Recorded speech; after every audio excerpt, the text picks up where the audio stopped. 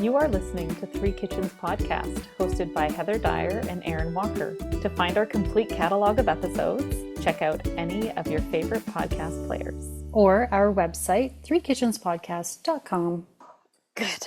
All right. Well, hello and welcome to today's episode of Three Kitchens podcast. My name is Erin Walker, and we are co-hosting this episode together with two recipes in the same category with That's Heather right. Dyer. Hello. We're talking pull-apart breads, and we have a sweet and a savory for you. Yeah, it's kind of funny how we both had our own version of a pull-apart that we were interested in, and we thought, you know what, why not just tag these two together and do a first half and a second half and round it all up into one episode. So you can make, you can make them both. Hopefully you'll want to. I think you will. I think so, yeah. Okay, Take us away. I made a pumpkin pull-apart bread,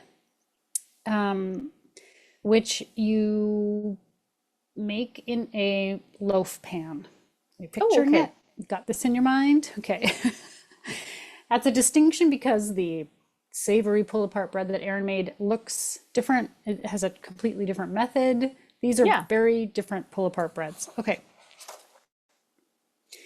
So the nice thing with this recipe is that the pumpkin puree is in both the dough itself and the filling that you put between the layers of the dough.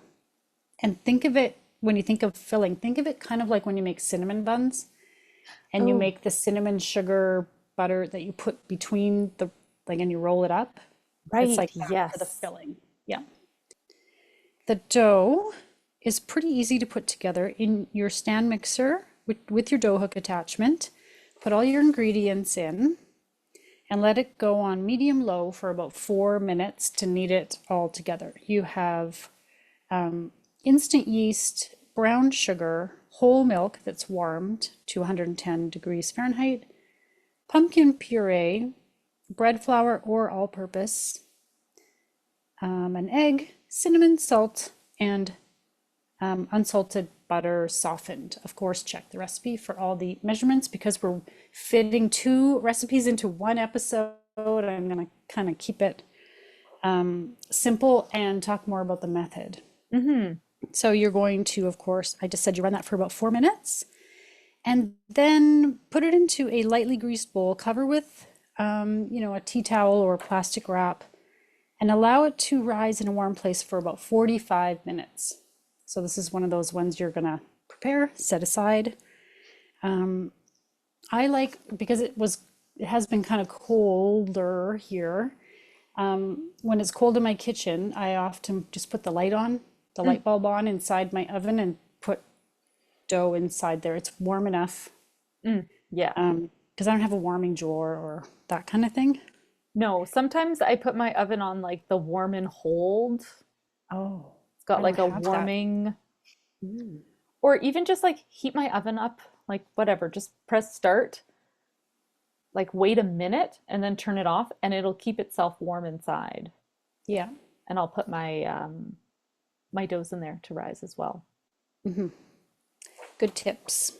Or in front of the heating register if your heat's running. Also a hot spot in Oh. my house. Okay.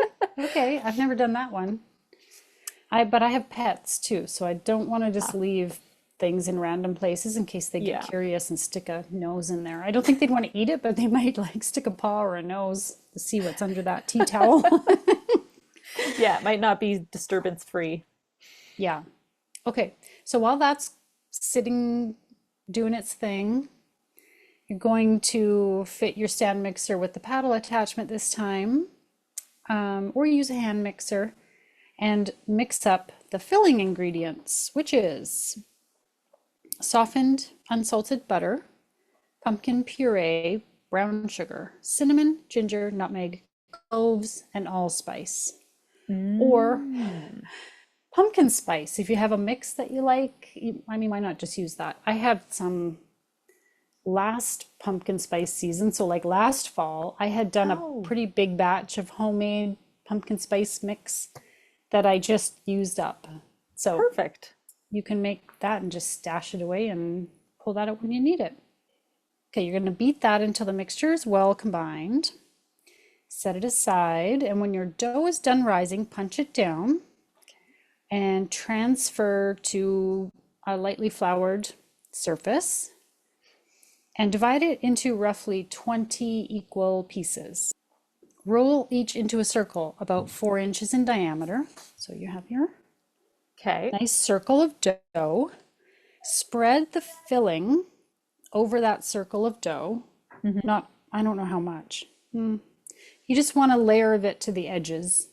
Right. And then, because it's a circle, you're going to fold it in half so you have like a semicircle, like I thought of it Oh, like a taco. Fold it oh, in half, totally.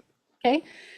And place it in your greased loaf pan, Okay. curved side up.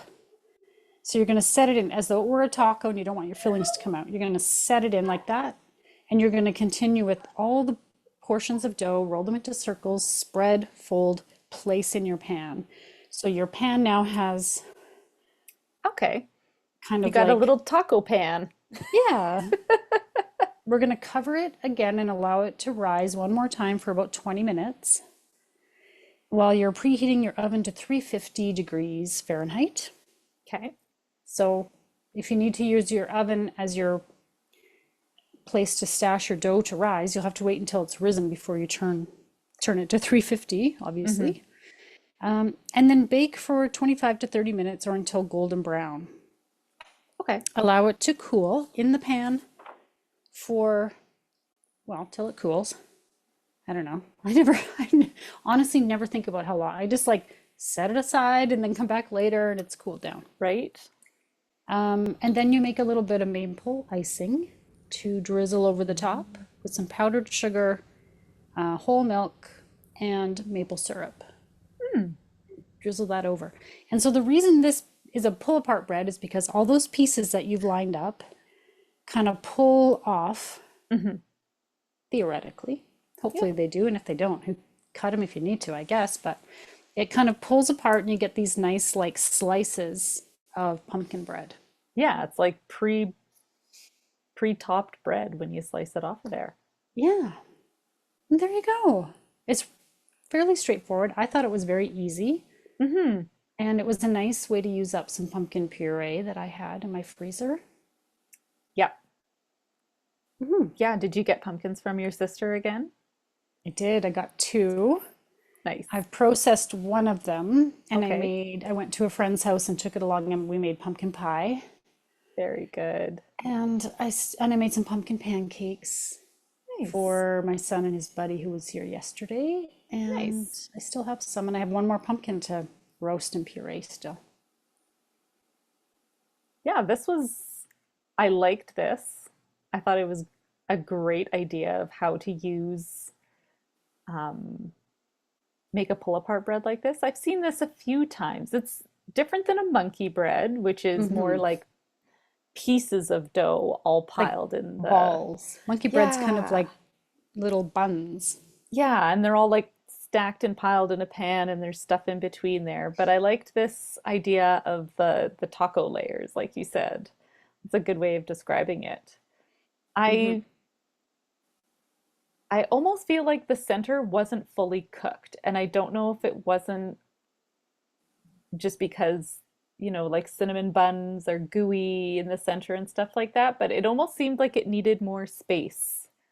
I felt like that too. And Right? that it didn't Yeah. puff up, like it didn't rise as much, wasn't as fluffy as Mhm. I expected it was going to be. It did seem a bit more dense. And I felt like, and I think I even said to you, I think I should have put it in a bigger pan. Like I Yeah. think the loaf pan was almost like too condensed. And Hmm. maybe, yeah, I think you're right. It should have been maybe a little cake pan. Give it a bit more room to Oh, like move and yeah. yeah. Yeah, absolutely. But otherwise, like the flavors in this were really good. And I didn't realize the icing was maple. Mm, Mm. Maple and pumpkin, delicious. always a win. Yeah, maple and pumpkin for the win. Hmm. Yeah, I thought this was really good. Yeah. I liked it. I haven't been in a hurry to make it again, but I think I just need to adjust Mm, the pan, I think probably. so. And I think, who knows, maybe it'll be enough for 2 pans worth of bread, Oh. you Maybe know? that's the other thing. If you have two smaller loaf or medium-sized loaf Yeah, pans, put it into two. Yeah. make it into two. Hmm. So, for my pull apart bread, I made some pull apart buns that were garlic garlic rolls. And so for making the dough, you want to activate a package of dry yeast. I have a jar of yeast, and so my jar tells me that's 2¼ teaspoons. So most of the time that conversion's on your jar, but if it's not, you can Google that stuff.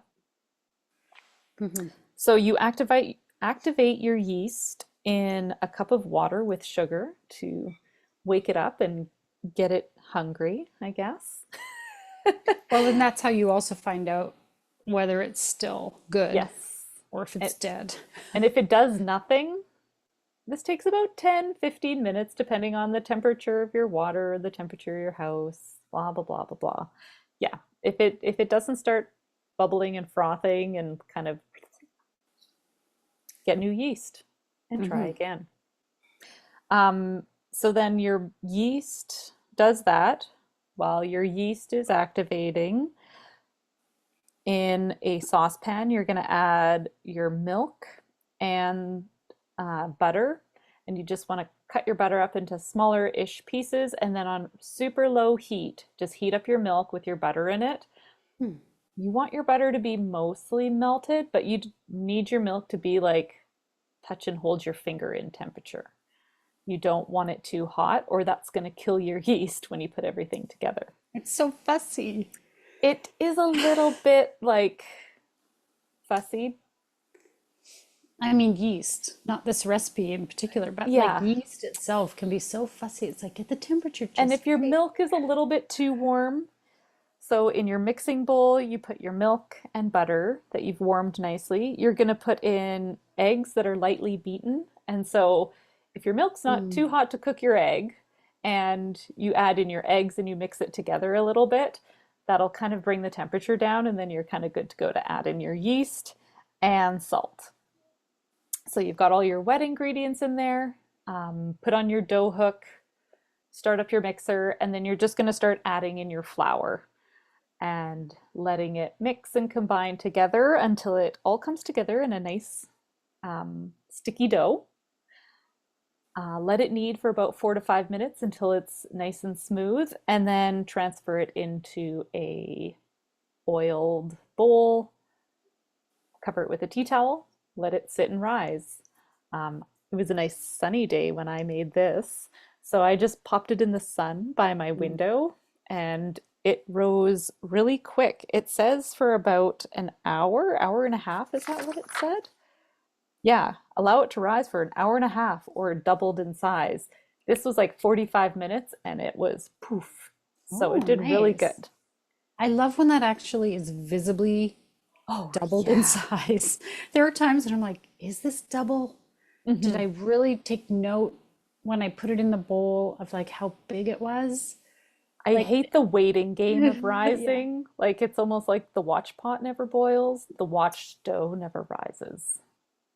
Yeah, and I just it makes me worry that I'm not doing it right if I Oh, like did I wait long enough? Is it doubled enough? Did it yeah. like yeah. It's a little bit, trusting in the process. Yeah. Like Sometimes was it's my not fun to do.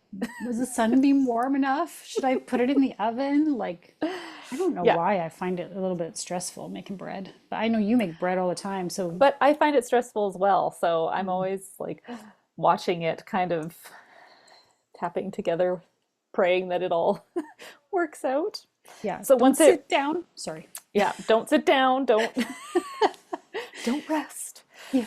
So then once it's doubled in size, punch it down, and then this recipe recommends cut it into 12 eas, 12 even sections. Thank you, mouth, for cooperating. Um, so that was about 90 grams per dough ball. And that's Okay. a big bun, generally speaking. I would say that's like almost half a cup of dough. They're big buns. Mm. Um, so then once you've got your 12 even sections done, you're gonna grab a cast iron pan, and I used my 9-inch cast iron pan. Does that sound like a good I estimate? I think haven't so. actually measured that one, but yeah, It's probably 9 or 10. It's yeah. definitely smaller than like the 12 12 It's not inch a one. big cast iron pan, but it's Mhm. not a super small one. It's kind of, your typical, yeah, 9-10 inch skillet. Yeah. So your 12 pieces, you're going to form into a ball, just kind of tucking the dough around as it gets, um, it'll get nice and firm and taut, like the dough will be stretched. And then you just kind of pinch the bottoms, rise again for another hour or so. And then heat up your oven to 375. Brush with just plain butter over top before you stick it in the oven. And then they bake for 20 to 25 minutes, rotating it in your oven just in case your oven is uneven in its heating. That way, the browning will be a little more even. And while it's baking, you're going to make the garlic herb butter that you're going to put on top right after they come out of the oven. The words Right are out of not that onion. cooperating. It's coming. The buns are coming out of the onion. Okay, so you're going to, in a little saucepan, you're gonna melt butter, and you're gonna add in minced garlic and parsley, and just, you know, let it bubble and sit in that butter. I don't think you want to go as far as browning the butter, but just kind of cook it a little bit. Um, Cook a little bit of the sharpness out of your garlic. Mhm. And then once your buns come out of the oven, you're going to use a little spatula or a spoon to just put that garlic and herb butter over top. Then you're going to grab some Parmesan cheese and grate it freshly on top there too. And then pop them out of your cast iron pan and serve and enjoy. This made big buns. They were kind of overflowing from that cast iron pan, and that made it messy in my oven when they were Mm. baking because they were brushed with butter. So I would say if you're going to make the 12 buns in the 9-inch cast iron pan, put something underneath so it doesn't drip and you don't have Mhm. to deal with all the grease that. Um, but what I did do just yesterday for Thanksgiving here is I made this same recipe, but instead I divided it into 24 buns.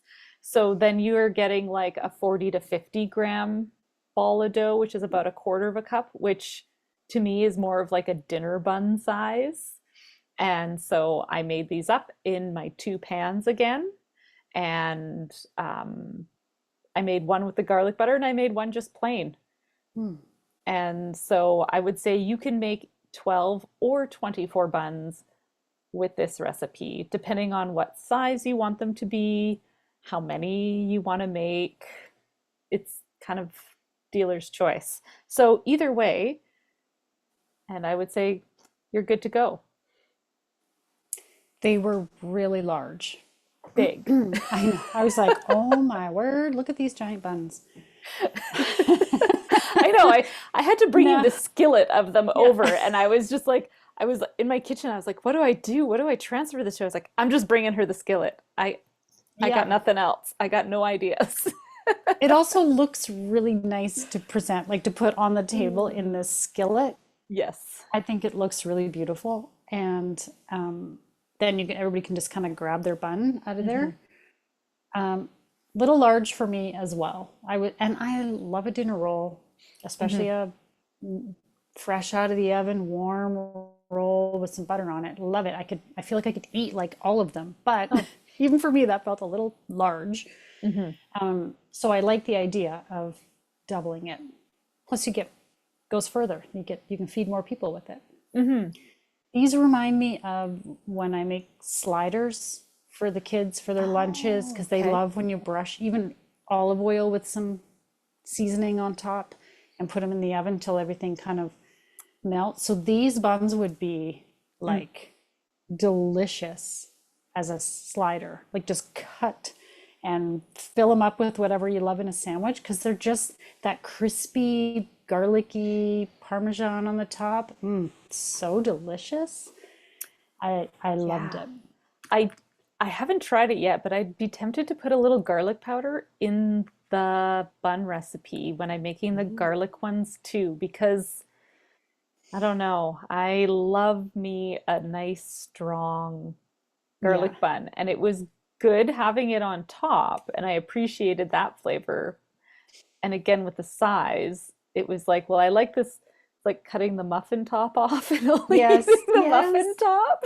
yes, exactly. But I feel like I could have put maybe a little bit of seasoning throughout, like, and make hmm the whole bun a little bit garlicky. I think this one would also be really great as a monkey bread that you mentioned earlier because Oh, if you take smaller balls and roll them in garlic butter, garlic herb butter, and then put them to, you know how when you make monkey bread, you coat the balls yeah. in Every ball gets kind whatever of, cinnamon sugar or whatever it is that you're doing, but you could do it in yeah, the garlic herb butter, put them all together, and still brush them afterwards if you yeah. wanted to like Brush them load as it up. they just before you bake them to get that crisp on top. So when you pull it Mm, apart, you've got the garlicky butter all through between them. I that's think not a that would bad be, idea. Yeah, I mean I'm guessing that you don't want to put the garlic and butter in the pan in case it browns and burns when you're okay. right. Like I Hmm. wasn't sure hmm about because I thought like, ooh, maybe I should put some of this garlic butter like right into the pan, but maybe it Yeah, would burn on the bottom of the pan while the buns bake just because it'd be too long. yeah, maybe. I'm not sure, but yeah, I think it Mm. could be upped in garlic, honestly, but proceed with caution as always. I mean, you know how much garlic you like when you Exactly. cook, so if you love them loaded up with more garlic, Hmm. absolutely. So I think these will be kind of a go-to dinner Mm. bun, and they're pretty easy to make, you know. Yeah, just have to be patient with the, proofing, waiting for Yeah. them to rise. It's always Yeah. that part of bread that makes it a little bit more of a time investment, but I don't find it terrible. I think, well, it's just planning ahead. Hmm. You have to, and that's often my downfall because I forget those You and me things. both. And then I think, oh, it's like, I've got 3 hours before my dinner guests are coming or whatever. I can whip up some buns. And then it's like, oh, well, I probably actually needed a little more time and I didn't Possibly factor that not. in. Off to the bakery. Or we're just not having buns today because I didn't plan ahead. Yeah, exactly. Who That's knows? what happens to me. Yeah, I thought these were two really excellent pull apart breads. I think that's a fun way to make bread. And I think you could use either method, either the buns in the pan or the fold Hmm. in a pan for either of these Totally. flavors, right? You could just depending what you want your end product to be. Mhm. Hmm. And monkey bread with them Yeah, and monkey bread, which we talked because about. Now I want to make monkey bread. now that's going to be the next thing I make. Good options if you want bread and. Zhuzhed bread, zhuzhed up.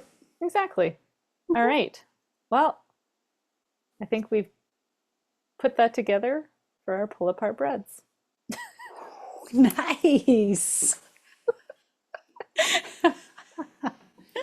And now for the fine print. Links to recipes and other things we talked about in this episode can be found in the show notes or on our website, www.threekitchenspodcast.com. Come say hello on Instagram, Facebook, Threads, YouTube, and TikTok. We'd love to connect. And if you enjoy the show, pass it on. Word of mouth is the #1 way people learn about new podcasts. Thank you so much for listening.